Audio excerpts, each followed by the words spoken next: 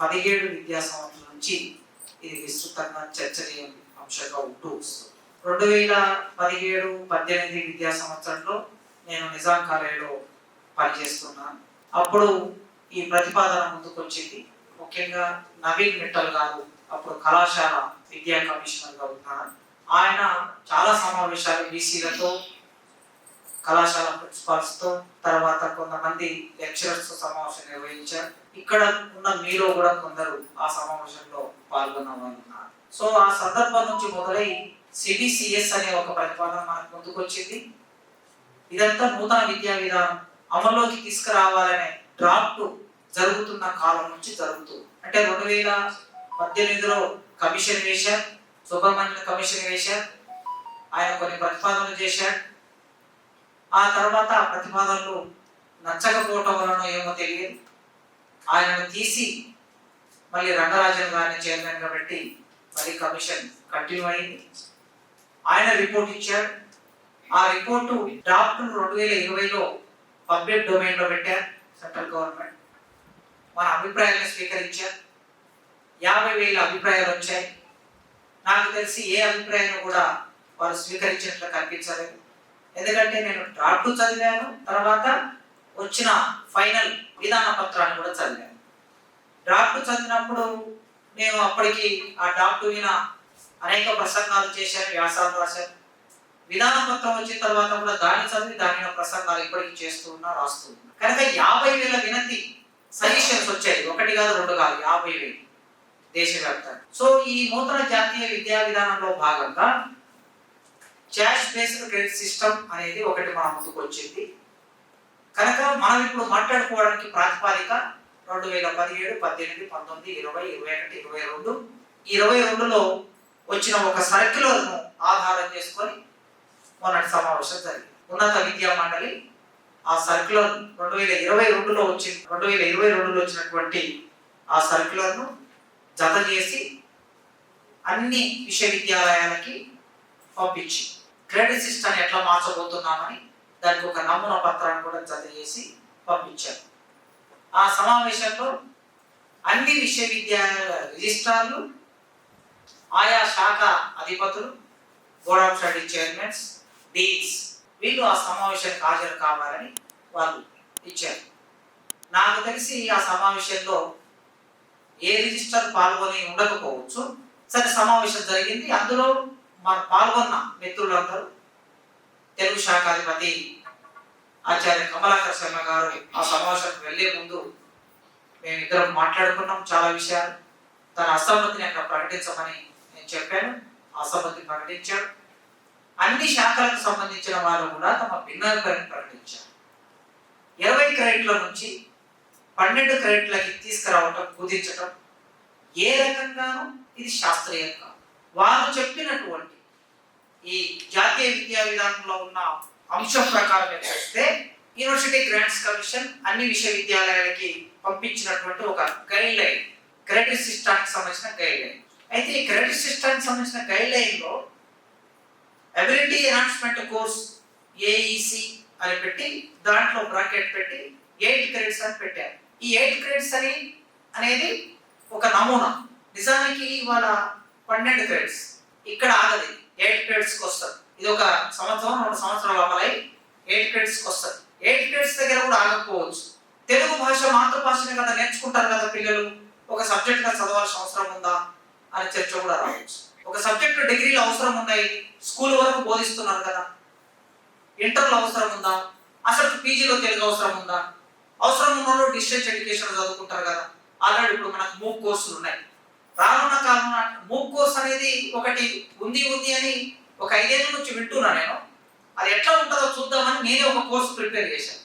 Enter అయితే తప్ప మనం ప్రాక్టీస్లోకి వెళ్తే తప్ప మనకు కొన్ని విషయాలు అర్థం కావు, సైంటిఫిక్ విషయాలు. నేనే దానికి అప్లై చేస్తే మంజూరైంది. మంజూరైన తర్వాత కోర్సు ప్రారంభించాను. అప్పుడు అర్థమైంది నాకు దాంట్లో ఉన్న అసలు కుట్ర ఏంటంటే, రానున్న కాలంలో కొన్ని సబ్జెక్టులు మూక్ కోర్సు ద్వారానే ఉంటాయి. ఇట్లా ప్రారంభమయ్యి చిట్ట చివరికి తెలిగే లేని ఒకనొక స్థితి రావచ్చు. మన ముందే ఎప్పుడో కాదు, మన కళ్ళ ముందే రావచ్చు. నీరజ మేడం గారు చెప్పారు కదా, తమిళనాడులో 12 క్రెడిట్లు ఉంది, నిజానికి సరే అక్కడ తమిళనాడులో 12 క్రెడిట్లు ఉండటం అనేది వీళ్ళు సూచించిన దాని ప్రకారం అయితే అసలు తమిళనాడులో తమిళ భాషకి ఇచ్చే ప్రాధాన్యత ఇక్కడ ఉందా? మొదటి ప్రశ్న.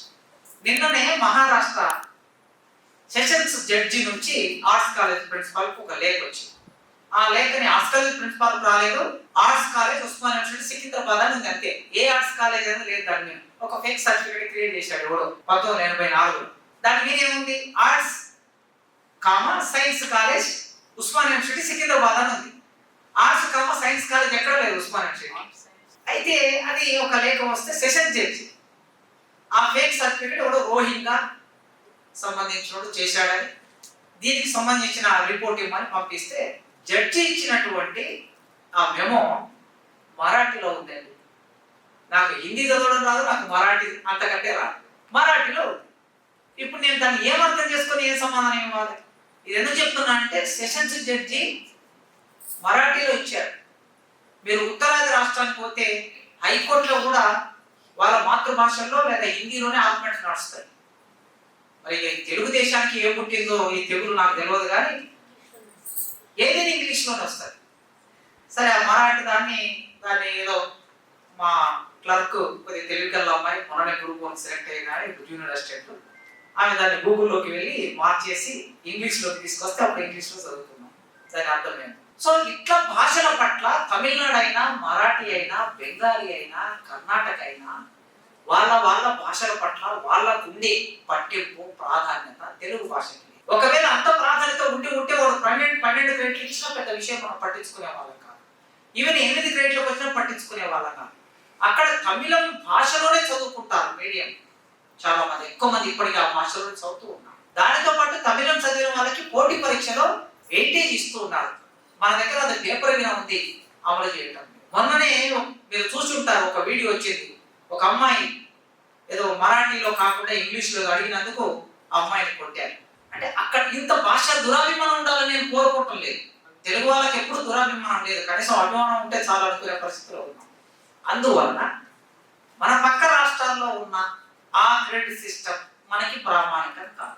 ఎందుకంటే పక్క రాష్ట్రాల్లో ఉన్న క్రెడిట్స్ అక్కడ ఉండే భాష అభిమానం, భాష ప్రాధాన్యత మనకు లేదు కనుక వీళ్ళు ఇందులో ఏం చెప్పారంటే 5.1.4 ఎబిలిటీ ఎన్హాన్స్మెంట్ కోర్సు, దీంట్లో ఒక విద్యార్థికి లాంగ్వేజ్ నేర్పటం మూలంగా క్రిటికల్ థింకింగ్ వస్తుంది, విమర్శనాత్మకంగా అధ్యయనం చేసే అలవాటు ఏర్పడుతుంది, ఒక విషయం మీద ఆర్గ్యుమెంట్ చేసే కెపాసిటీ వస్తుంది, ఒక విషయాన్ని స్పష్టంగా ప్రజెంట్ చేసే నైపుణ్యం పెరుగుతుంది. ఈ మొత్తంగా వాళ్ళ థాట్ ప్రాసెస్ లోనే, ఆలోచన విధానంలోనే విప్లవాత్మకమైన మార్పు వస్తుంది అని. అందుకోసం language including English local MIL అన్నారు, అంటే Indian language, modern Indian language అని చెప్పి దాన్ని ఇంక్లూడింగ్ ఇంగ్లీష్ అన్నారు. ఇంగ్లీష్ మన లాంగ్వేజ్ కాదు కనుక ఈ భాషని బాగా నేర్పించాలి అని వాళ్ళు రాసినటువంటి అంశం. ఇది ప్రాతిపాదిక అనుకుంటే ఇప్పుడు మన చర్చనీయాంశం ఇది ఎందుకు వచ్చింది ఇప్పుడు ఇంత అడావుడిగా అనేది, బాలకృష్ణారెడ్డి గారు, సరే నేనేం పేరు తీసుకొని మాట్లాడడానికి నాకేం మొహమాటం లేదు, మనం శాస్త్రీయంగా మాట్లాడతాం ఒక టీచర్గా, మనం రాజకీయ నాయకులాగా మాట్లాడడం, ఉన్న విషయాన్ని మాట్లాడటం, వాళ్ళు చెప్పిన విషయాన్ని మాట్లాడటం. బాలకృష్ణారెడ్డి గారికి కన్వెన్షనల్ యూనివర్సిటీకి సంబంధించిన అవగాహన లేదు, వారికి కన్వెన్షనల్ యూనివర్సిటీకి సంబంధించిన నాలెడ్జ్ లేదు. ఎందుకు లేదంటే కన్వెన్షనల్ యూనివర్సిటీస్ లో ఆయన పనిచేయండి, ఆయన నల్సార్లో పనిచేశారు.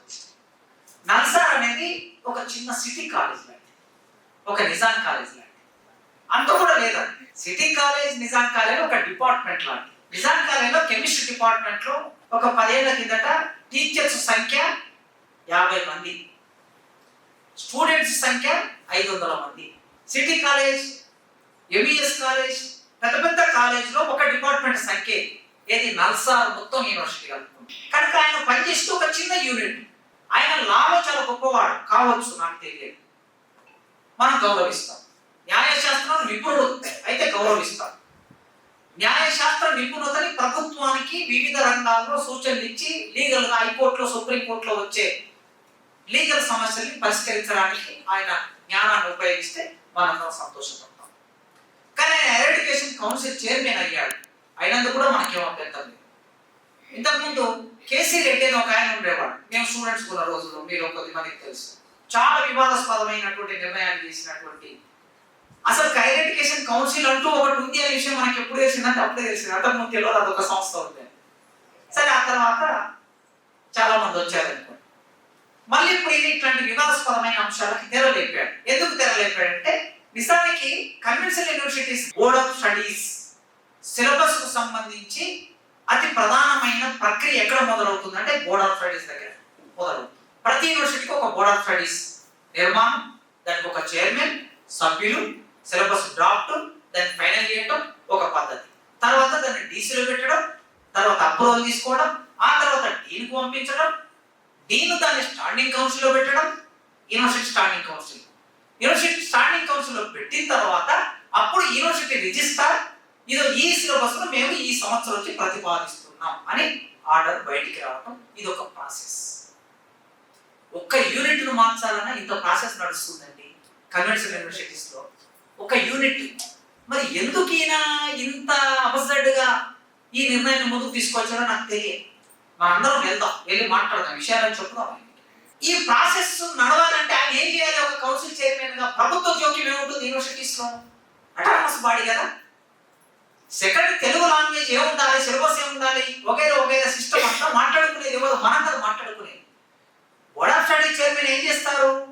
ఇట్లా ఒక జనరల్ బాడీ నిర్వహిస్తారు డిగ్రీ కాలేజ్ లెక్చరర్లతో. ఎప్పుడైనా అదే సరే, తెలంగాణ రాష్ట్రం వచ్చిన తర్వాత నాకన్నా ముందున్న హెడ్ సూర్య మేడం ఒక సమావేశం నిర్వహించి మనం కొత్త సిలబస్ పెట్టాలి, first year, second year, final year ఎట్లా పెడదామని సమావేశంలో అభిప్రాయం తీసుకొని, నిర్ణయం చేసుకొని, తీర్మానాలు చేసుకొని కౌన్సిల్కి వెళ్ళారు. ఆ కాపీ ఉంది మన దగ్గర.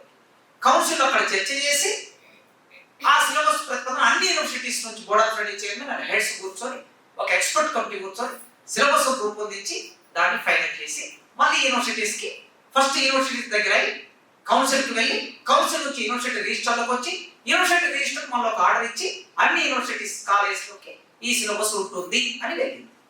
ఇది ఒక పద్ధతి. ఫైనల్ ఇయర్ సిలబస్ మనం పెట్టాలనుకున్నప్పుడు మళ్ళీ ఇదే పద్ధతిని ఫాలో అయ్యి, ఏ పద్ధతి ఫాలో కాకుండా ఆయన డైరెక్ట్ గా నిర్ణయం చేసి పేపర్లు రాయిస్తున్నాడు. పేపర్లు రావటం తప్పేం కాదు. ఇంతకుముందు మేడం చెప్పారు కదా, మన గురుకుల కాలేజ్ నుంచి వచ్చిన మేడం, పేపర్లో వచ్చింది అని అంటే లేదు అది తప్పుడు న్యూస్ అని. తప్పుడు న్యూస్ రాదండి, ఉద్దేశాలే పేపర్లోకి వస్తాయి. ఏం చేయాలనుకుంటున్నామని గవర్నమెంట్ ఏమైనా అనుకుందనుకుంటే పేపర్లోకి లీక్ చేస్తారు, పేపర్లో రాస్తారు. రాసిన తర్వాత ప్రజాభిప్రాయం ఎట్లా ఉందో చూస్తారు. పేపర్లో ఎట్లా రాస్తారు? బోగట్ట, విశ్వసనీయ వర్గాల సమాచారం, తెలిసింది, ఇలా రాస్తారు. గవర్నమెంట్ యొక్క అభిప్రాయాన్ని ఫ్లోట్ చేయాలనుకుంటే అట్లా రాయలేదు. దీంట్లో నిర్దిష్టంగానే రాశారు. ఇవాళ వెలుగు దినపత్రిక ఇప్పుడే రమేష్ అన్న చూస్తే నేను చూశాను. నిర్ణయం జరిగినట్లు ఆయన చెప్పినట్లు నేను పేరు పెట్టి రాశారు. వాళ్ళు అట్లే రాస్తున్నారు, మొదటి నుంచి అట్లే రాయిస్తున్నారు. అప్పుడే నేను అన్నా, కౌన్సిల్ వైస్ చైర్మన్ తో మాట్లాడితే ఆ రోజు లేదు మాకు తెలియదు అంటే, మాకు తెలియదు అనకు, నీకు తెలియదు. నేను ఒక వైస్ చైర్మన్ కు నీకు తెలియదు, అది ఆల్రెడీ ఆ నిర్ణయం జరిగిపోయింది, పేపర్లు అట్లే వచ్చింది. నిజంగా కూడా ఇప్పుడు చూస్తున్నాం మనం. అందుకోసం ఈ నిర్ణయం జరగడానికి ఈ ప్రాసెస్ ఒకటి జరిగింది. మొదలు ఏ సమావేశం జరిగిందంటే సైన్స్ టీచర్ల సమావేశం జరిగింది. Council science board of study chairmans and కొద్దిమంది టీచర్స్ పిలిచారు. ఈ సమావేశం కూడా ఎట్లా జరుగుతుందంటే, ఎంత అన్యాయంగా జరుగుతుందంటే, నేను ఎన్నడూ చూడలేదు ఎట్లా జరగటం. కౌన్సిల్ సీనియర్ జూనియర్ తో సంబంధం లేదు, మన ఇన్స్ట్రక్షన్ తో సంబంధం లేదు. చైర్మన్ అక్కడ కూర్చొని వైస్ చైర్మన్ అక్కడ కూర్చుంటే వైస్ చైర్మన్ ఫ్రెండ్ ను డిపార్ట్మెంట్ నుంచి పిలవకూడదు. అంటే ఇప్పుడు చాలా చోట్ల అవే జరుగుతున్నాయి, ఎన్టీఏలు అవే జరుగుతున్నాయి, యూజీసీలు అవే జరుగుతున్నాయి, మన ఇక్కడ గ్రూప్ 1 నిర్వహించే పబ్లిక్ సర్వీస్ కమిషన్ అవే జరుగుతున్నాయి. మన ఇష్టాలతో ఒక రిటైర్డ్ అయిపోతే ఇంకొకరు వాళ్ళకి సంబంధించిన పేరు రాసిపోతే వాళ్ళని పిలుస్తారు. అది తప్పండి. ఎప్పుడైనా సిస్టమ్స్ అట్లా నడవకూడదు. ఒక హెడ్ ఉంటే హెడ్కు ఆ ఇంపార్టెన్స్, ఒక చైర్మన్ ఉంటే చైర్మన్ ఎవరు, హెడ్ ఎవరు అనేది కాదు అక్కడ. అది చైర్మన్, హెడ్, డీన్, రిజిస్ట్రార్, అదొక పద్ధతి. మొన్న జరిగిన సమావేశంలో తమకి ఇష్టమైన వ్యక్తులు పిలిచారు, తప్పది, అట్లా పిలవకూడదు. ఆ కన్సర్న్ డిపార్ట్మెంట్ హెడ్ పిలవాలి, ఆ కన్సర్న్ డిపార్ట్మెంట్ చైర్మన్ పిలవాలి. సబ్జెక్ట్ ఎక్స్పర్ట్ ఒకరు అనుకుంటే ఆ సబ్జెక్ట్ ఎక్స్పర్ట్స్ ఉన్న సీనియారిటీ ప్రకారం సీనియర్ ఎవరో పిలవాలి, ఇష్టం వచ్చినట్టు పిలవకూడదు. మన తెలంగాణలో ప్రొఫెసర్లు ఎంతమంది ఉన్నారు తెలుగు డిపార్ట్మెంట్ అంటే ఓ సీనియారిటీ లిస్ట్ ఉంటుంది. ఆ లిస్టు ప్రకారం ఎప్పుడైనా మీరు ఆంధ్రప్రదేశ్ పబ్లిక్ సర్వీస్ కమిషన్ వాళ్ళు చాలా మర్యాదస్తులు. వారు మన తెలంగాణ పబ్లిక్ సర్వీస్ కమిషన్ ఆ మర్యాద లేదనుకోండి. వాళ్ళే రిజిస్టర్కు రాశారు ఒక లేఖ రాసి మీ ఫలానా డిపార్ట్మెంట్స్ సీనియర్స్ లిస్ట్ పంపించండి అని రాశారు. అప్పుడు రిజిస్టర్ సీనియర్స్ లిస్ట్ పంపించారు. ఆ సీనియర్స్ లిస్ట్ లో వాళ్ళు ఎక్స్పర్ట్ కమిటీ పిలిపించుకున్నారు. అట్లుంటుంది. గవర్నర్ ఆఫీస్ ఒక కార్యక్రమం పెట్టాలనుకుంటే మీ సీనియర్స్ ఒక ఇద్దరిని పంపించండి అని రాసింది రిజిస్టర్. అప్పుడు రిజిస్టర్ ఒక ఇద్దరు సీనియర్స్ పంపించాడు కార్యక్రమం. అదొక పద్ధతి, ప్రోటోకాల్ అంటారు దాన్ని ప్రభుత్వ వ్యవస్థ. దాన్ని పక్కన పెట్టేసి తమకు ఇష్టమైన పిలిపించుకొని మాట్లాడేసుకొని సైన్స్ టీచర్లు ఏం ప్రతిపాదన పెట్టారంటే, నేను వాళ్ళతో మన మిత్రులే వాళ్ళతో నేను మాట్లాడిన మీటింగ్లో ఏం జరిగిందని. వాళ్ళు ఏం చెప్తున్నారంటే, మాకు సిలబస్ తగ్గిపోయింది నవీన్ మిట్టల్ గారు వచ్చిన తర్వాత, లాంగ్వేజ్ సిలబస్ పెంచేసేసారు, మా సిలబస్ మా యూనిట్లు తగ్గిపోయాయి, మేము సరిగ్గా బోధించలేకపోతున్నాం, మా పిల్లలు పీజీకి వస్తే వాళ్ళకి బేస్ ఉండటం లేదు, అందుకోసం మా క్రేట్లు తగ్గడానికి కారణం లాంగ్వేజ్ క్రేట్లు పెంచడం కదా, కనుక లాంగ్వేజ్ క్రేట్లు తగ్గించండి అని మేము మాట్లాడని చెప్పారు. ఇక్కడ మూలపడి వాళ్ళు ప్రతిపాదన పెట్టారు. మరి ప్రతిపాదన చాలా ప్రతిపాదనలు పెడతారు, మనం కూడా ప్రతిపాదన పెడతాం. కానీ ప్రతిపాదనలు విన్న వాళ్ళకి ఒక విచక్షణతో నిర్ణయం తీసుకుంటారు. ఫైనల్ వాళ్ళు పెట్టాక మెల్లగా దీన్ని గురించిన చర్చ మొదలైంది. తర్వాత ఆర్ట్స్ అండ్ సోషల్ సైన్స్ వాళ్ళని పిలిచారు. అట్లా పిలవకూడదు. ఆర్ట్స్ వాళ్ళని ఒకసారి, సోషల్ సైన్స్ వాళ్ళని ఒకసారి పిలవాలి, ఎవరి ప్యాటర్న్ వాళ్ళని. ఆ సమావేశంలో నన్ను కూడా పిలిచారు, ఎక్స్పర్ట్ గా పిలిచారు. నేను వెళ్ళినప్పుడు ఆర్ట్స్ అండ్ సోషల్ సైన్స్ కలిపి నిర్వహించారు. అట్లా నిర్వహించకూడదు. ఏం నిర్వహించాలంటే అసలు మన సిలబస్ ఎట్లా ఉంది అని అడిగారు తప్ప క్రెడిట్ ఎట్లా ఉంది అని అడగలేదు. ఉంటే మనం ఆ రోజు మాట్లాడేవాళ్ళం. క్రెడిట్లు అడగకుండా తర్వాత వచ్చినటువంటి నిర్ణయం ఏంటంటే క్రెడిట్ల గురించి చర్చ జరిగిందని వాళ్ళ రెజల్యూషన్ చేశారు. క్రెడిట్ల గురించి చర్చ జరగలే అక్కడ. ఇప్పుడు మన సిలబస్ మన అవసరాలకు తగినట్టుందా లేదా, ఇదే చర్చ జరిగింది. ఎకనామిక్స్ ఆయన ఒకటి చెప్పాడు, తెలుగు ఒకటి చెప్పారు, పొలిటికల్ సైన్స్ అని ఒక ఆయన చెప్పాడు, రకరకాల అభిప్రాయాలు చెప్పారు. ఇది జరిగింది. నిజంగా ఇప్పుడు వీళ్ళు ఏమైనా మనకు అదనపు క్రెడిట్లు ఇచ్చారా? సిబిసిఎస్ లో ఏమైనా అదనపు క్రెడిట్లు ఇచ్చారా? ఇంతకుముందు కూడా మనం 20 క్రెడిట్లే కదా బోధిస్తున్నది. ఫస్ట్ ఇయర్ సెకండ్ ఇయర్ ఉన్నది. గతంలో ఉన్నప్పుడు ఏమున్నది, ఫస్ట్ ఇయర్ లో 10 క్రెడిట్లు ఉండేవి, అంటే 10 hours. ఒకవేళ సెమిస్టర్ వైజ్గా మార్చుకుంటే ఫస్ట్ సెమిస్టర్ 5 గంటలు, సెకండ్ సెమిస్టర్ 5 గంటలు, థర్డ్ సెమిస్టర్ 5 గంటలు, ఫోర్త్ సెమిస్టర్ 5 గంటలు, కలిపి 20 గంటలే కదా. ఇవే 20 గంటలు మన గతంలో ఉన్నాయి. ఈ 20 గంటలు ఏం చేసుకున్నాం మనం? సెకండ్ సెమిస్టర్కి వచ్చేసరికి, థర్డ్ సెమిస్టర్, ఫోర్త్ సెమిస్టర్కి వచ్చేసరికి కొన్ని గంటలు తగ్గించుకొని 6th and 5th సెమిస్టర్ పెట్టుకున్నాం. వీళ్ళేం మనకు అదనంగా చేకూర్చింది ఏం లేదు. చేకూర్చి ఇప్పుడు వాళ్ళ ప్రాతిపాదిక ఉంది. జాతీయ విద్యా విధానంలో చాలా స్పష్టంగా చెప్తున్నారు వాళ్ళు, మాతృభాషలకి ప్రాధాన్యత ఇవ్వండి అంటున్నారు. ఇవ్వండి అని చెప్పి మెడికల్ అండ్ ఇంజనీరింగ్ మాతృభాషలో ఎందుకు చదవకూడదు, నడపండి మీరు అని చెప్తే ఇప్పుడు ఆంధ్రప్రదేశ్లో ఇంజనీరింగ్ మాతృభాషలో నిర్వహిస్తున్నారు కోర్సు. ఆంధ్రప్రదేశ్లో కొన్ని రాష్ట్రాల్లో, పూనాలో ఇక్కడ ఒక మెడికల్ కాలేజీ వాళ్ళ మాతృభాషలో నడుస్తుంది. ఒకవైపు ఏమో మాతృభాషలో పెరగాలి, అందులో సంస్కృతం కూడా పెరగాలి అని వాళ్ళు అంటుంటే, ఇక్కడ తెలంగాణ రాష్ట్ర ప్రభుత్వం మాతృభాషని తగ్గించే ప్రయత్నం చేయాలి. ఆ నూతన జాతీయ విద్యా విధానానికి పూర్తి వ్యతిరేకమైంది. ఇంటోటో నూతన జాతీయ విద్యా విధానం మేము అంగీకరిస్తున్నామని తెలంగాణ గవర్నమెంట్ ఒక జీవో తీయమనండి.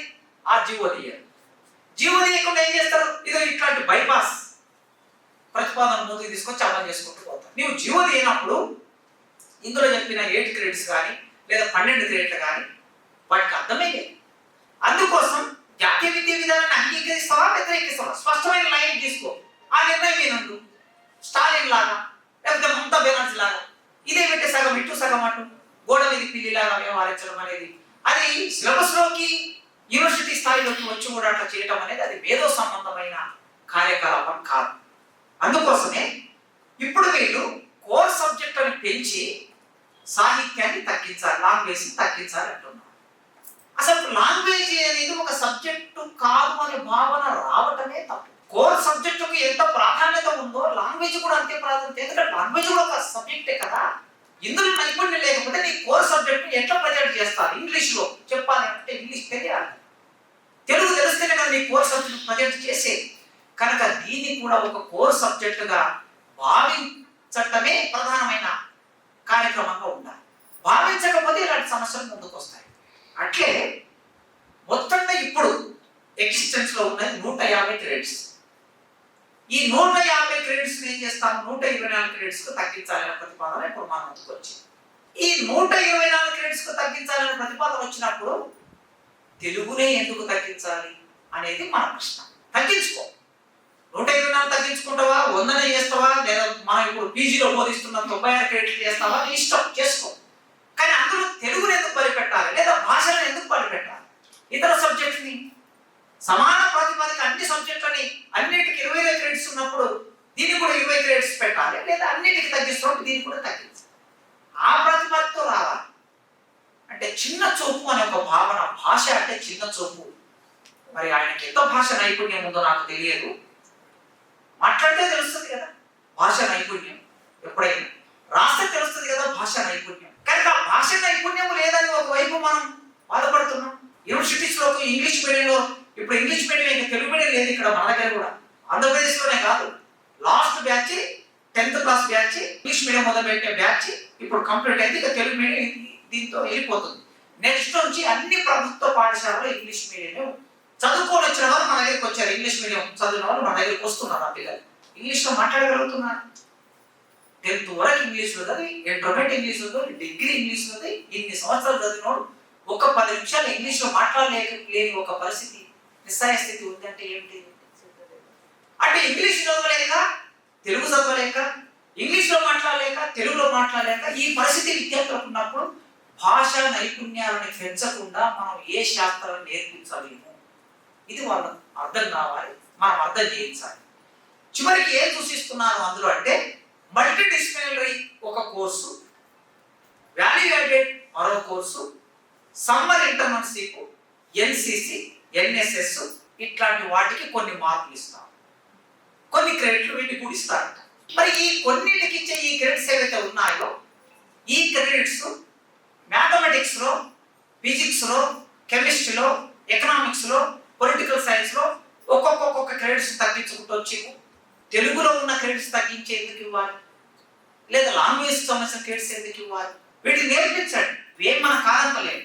సమ్మర్ ఇంటర్న్షిప్ చేయించండి, విద్యార్థులకి చాలా నైపుణ్యం పెరగడానికి అవకాశం ఉంటుంది. ఇంటర్వ్యూలు చేయించండి, ఫీల్డ్ వర్క్ చేయించండి, మంచిది.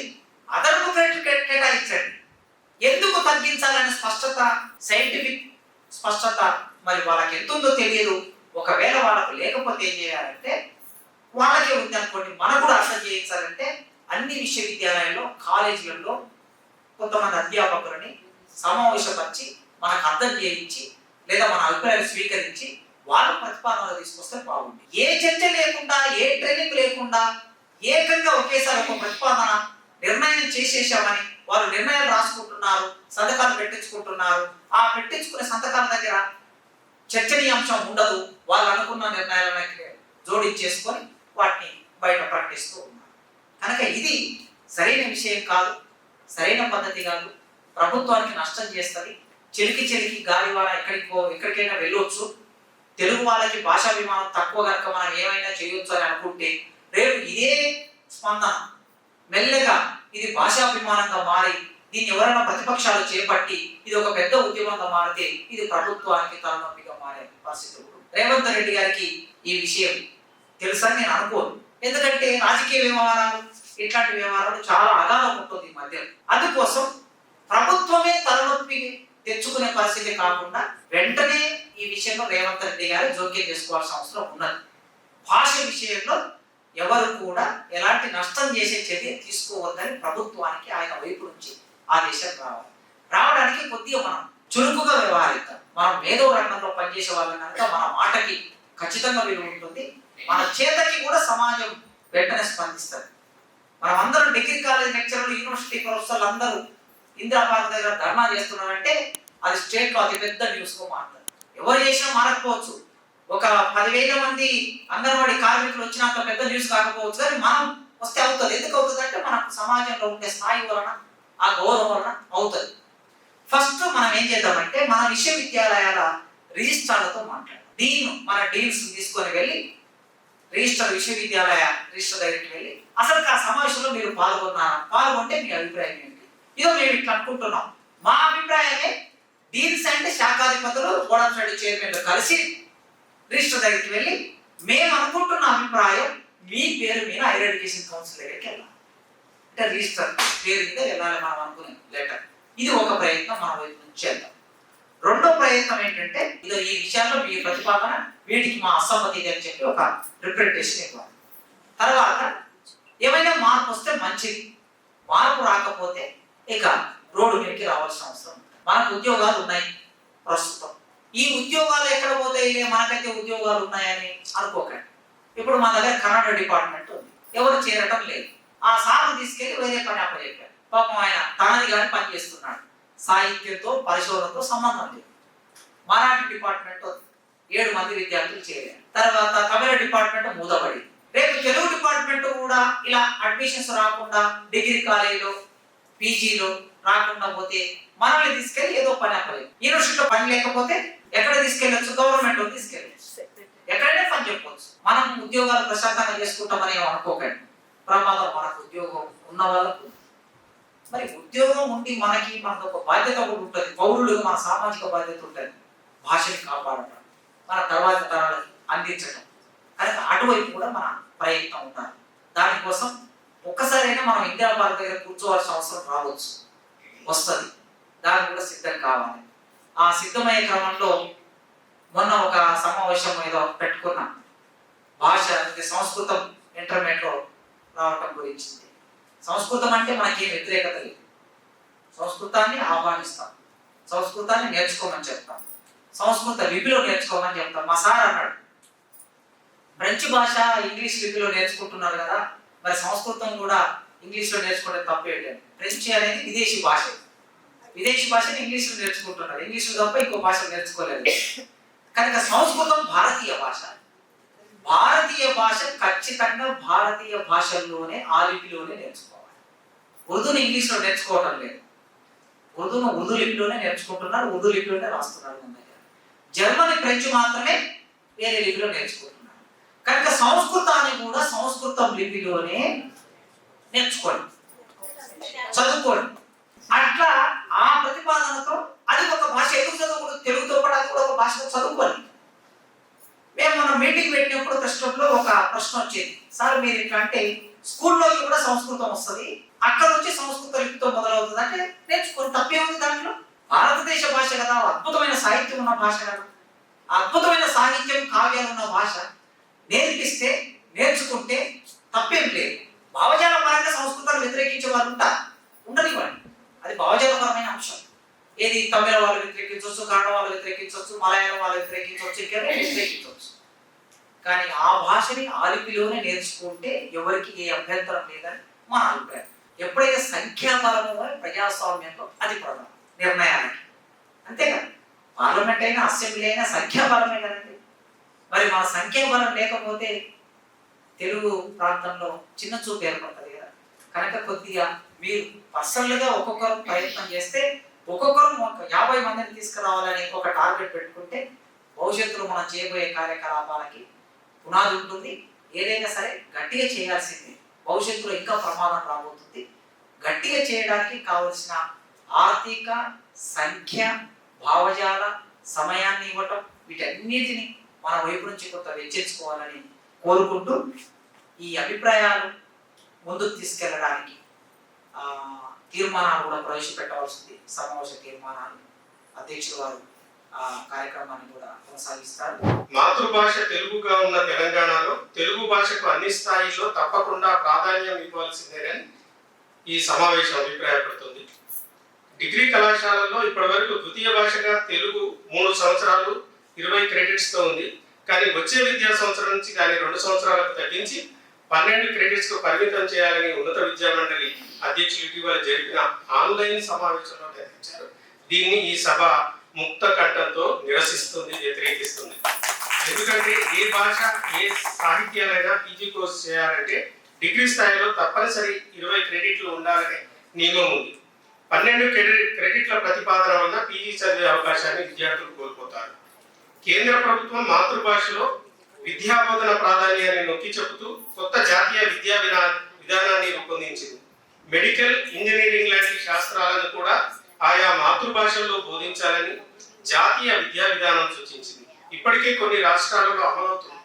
కేంద్ర ప్రభుత్వ ఈ ఆశయానికి విఘాతం కలిగించే విధంగా తెలంగాణ ప్రభుత్వం తెలుగు భాషకు నష్టం కలిగించే విధంగా నిర్ణయాలు తీసుకోవడం శోచనీయం. ఈ నిర్ణయం వలన విశ్వవిద్యాలయ స్థాయిలో ఎంఏ పిహెచ్డిలో తెలుగును అధ్యయనం చేయాలనుకునేటువంటి విద్యార్థులు అనర్హులుగా మిగిలిపోనున్నారు. తద్వారా తెలుగు భాషా సాహిత్యాలలో పరిశోధనలు చేసే అవకాశం పూర్తిగా కనుమరుగైపోతుంది. కేంద్రీయ నవోదయ పాఠశాలల్లో తెలుగు అధ్యాపకుల ఎంపిక విధానంలో డిగ్రీ స్థాయిలో 3 సంవత్సరాలు వరుసగా తెలుగు చదివి ఉండాలనే నియమం ఉంది. అప్పుడు ప్రభుత్వం తీసుకునే నిర్ణయం వలన తెలుగు అధ్యాపకుల నియామకాలు అనర్హులుగా మారిపోయేటువంటి అవకాశాలు ఉన్నాయి. అంతేకాకుండా తెలంగాణ ప్రాంత నిరుద్యోగులకు ఇందులో తీవ్రమైన నష్టం జరుగుతుంది. తెలుగు భాషను ఉద్యోగం అనే దృష్టికోణం నుంచి చూడడం ప్రభుత్వాలు మానుకోవాలి. భాష ఆ భాషా వర్గీయుల సాంస్కృతిక ప్రతిబింబం, వారి ఆలోచనల సంపుటి. భాషా సాహిత్యాలను బోధించడం అంటే ఆ ప్రాంత నైతిక విలువల్ని తర్వాత తరాల వారికి అందించడం. విద్యార్థుల్ని ఉత్తమ పౌరులుగా తీర్చిదిద్దడానికి సాహిత్య బోధన వినా ఏ ఉపకరణం లేదనే విషయాన్ని ప్రభుత్వాలు గుర్తించాలి. ప్రేమ, దయ, కరుణ లాంటి మానవ సహజాతమైన భావోద్వేగాలను భాషా సాహిత్యాలు విద్యార్థుల్లో కలిగింపజేస్తాయి. తద్వారా సమాజంలోని యువత పెడదోరణలు పట్టకుండా హత్యలు, అత్యాచారాలు, దోపిడీలు, మాదక ద్రవ్యాల వైపు మళ్లకుండా ఉత్తమ వ్యక్తిత్వం గల పౌరులు తయారవడానికి భాషా సాహిత్యాల అధ్యయనం తోడ్పడుతుంది అనే విషయాన్ని ప్రభుత్వాలు దృష్టిలో ఉంచుకోవాలని ఈ సమావేశం తీర్మానించడమైంది. అదేవిధంగా తదనంతర భవిష్యత్ కార్యక్రమాల పిలుపునిచ్చినప్పుడు తప్పనిసరిగా అందరూ అధ్యాపకులు అత్యధిక సంఖ్యలో పాల్గొనాలని కోరుతున్నారు. ఇక్కడ ఉన్నటువంటి వాళ్ళే కాకుండా ఇప్పుడు రానటువంటి వాళ్ళు ఇంకా ఇతర, ఇది దాదాపుగా కేవలం తెలుగు అధ్యాపకులకు సంబంధించిన సమస్య కాదు, తెలుగు జాతి ప్రజలకు సంబంధించిన సమస్య. కాబట్టి ఇతర భాషాభిమానులను కూడా, ఇది తెలుగు జాతి పౌరులను కూడా మన ఉద్యమంలో భాగస్వామ్యం చేసుకోవాల్సినటువంటి అవసరం ఏర్పడుతుంది, అనివార్యత ఏర్పడుతుంది అనేది మనం గమనించాలి.